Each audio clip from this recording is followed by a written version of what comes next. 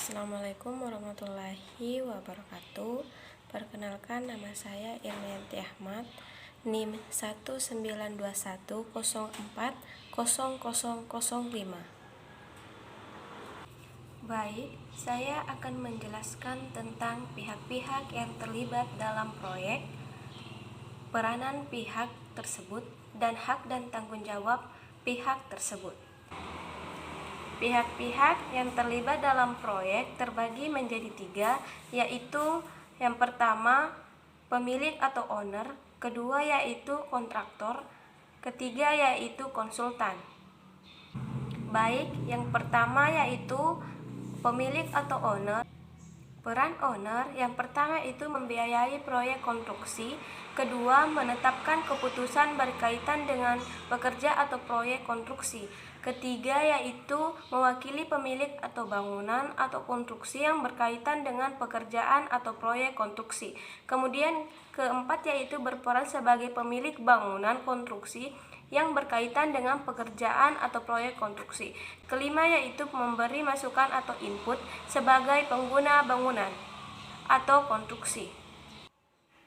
Hak dan tanggung jawab owner atau pemilik yang pertama itu menunjuk penyedia jasa, kemudian meminta laporan secara periodik untuk mengenai pelaksanaan pekerjaan yang telah dilakukan oleh penyedia jasa.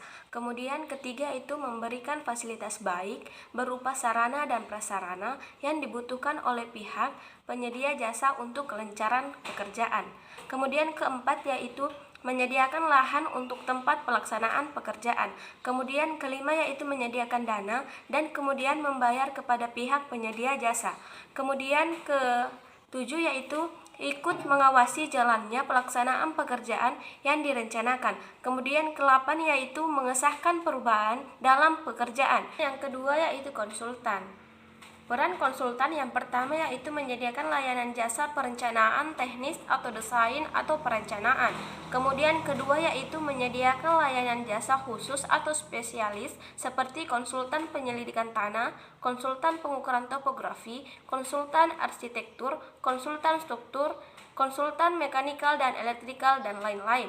Kemudian ketiga yaitu membantu pemilik sebagai penasehat dan atau pengelola dalam pengelolaan proyek konstruksi pada tahap perencanaan teknis, studi kelayakan dan desain, tahap pelaksanaan konstruksi. Kemudian keempat yaitu menyediakan layanan jasa studi kelayakan. Kemudian kelima yaitu menyediakan layanan jasa pengawasan atau supervisi pada saat pelaksanaan konstruksi. Hak dan kewajiban konsultan terbagi menjadi 2, yaitu hak dan kewajiban konsultan perencana dan hak dan kewajiban konsultan pengawas. Hak dan kewajiban konsultan perencana yang pertama yaitu membuat perencanaan secara lengkap yang terdiri dari gambar rencana, rencana kerja, dan syarat-syarat, hitungan struktur rencana, anggaran, biaya.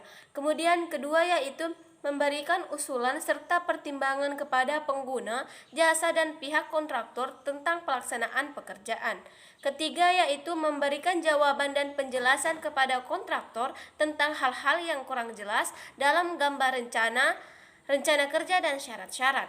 Kemudian keempat yaitu membuat gambar revisi bila terjadi perubahan perencanaan. Kemudian keempat yaitu menghadiri rapat koordinasi pengelolaan proyek. Kemudian, hak dan tanggung jawab konsultan pengawas yang pertama yaitu menyelesaikan pelaksanaan pekerjaan dalam waktu yang telah ditetapkan. Kemudian kedua yaitu membimbing dan mengadakan pengawasan secara periodik dalam pelaksanaan pekerjaan. Kemudian ketiga yaitu melakukan perhitungan prestasi pekerjaan. Kemudian keempat yaitu mengkoordinasikan dan mengendalikan kegiatan konstruksi serta aliran informasi antara berbagai bidang agar pelaksanaan pekerjaan berjalan lancar. Kemudian kelima yaitu menghindari kesalahan yang mungkin terjadi sedini mungkin serta menghindari pembengkakan biaya. Kemudian keenam yaitu mengatasi dan memecahkan persoalan yang timbul di lapangan agar tercapai hasil akhir sesuai kualitas, kuantitas, serta waktu pelaksanaan yang telah ditentukan. Kemudian ketujuh yaitu menerima atau menolak material atau peralatan yang didatangkan kontraktor. Kemudian Kedelapan yaitu menghentikan sementara bila terjadi penyimpangan dari peraturan yang berlaku. Kemudian kesembilan yaitu menyusun laporan kemajuan pekerjaan baik harian, mingguan maupun bulanan. Kemudian ke-10 yaitu menyiapkan dan menghitung adanya kemungkinan pekerjaan tambah kurang. Kemudian ketiga yaitu kontraktor. Peran kontraktor yang pertama yaitu menyediakan layanan jasa pelaksanaan konstruksi.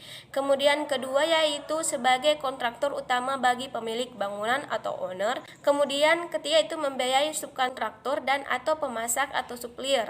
Kemudian keempat yaitu mengontrol pelaksanaan pekerjaan subkontraktor dan atau pemasak. Kemudian kelima yaitu menyediakan layanan jasa pelaksanaan konstruksi khusus atau spesial, misalnya subkontraktor, pondasi, bor pile.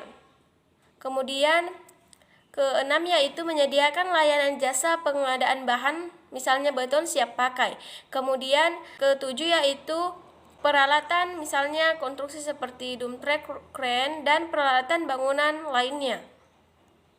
Kemudian hak dan tanggung jawab kontraktor yang pertama yaitu melaksanakan pekerjaan sesuai peraturan dan syarat-syarat.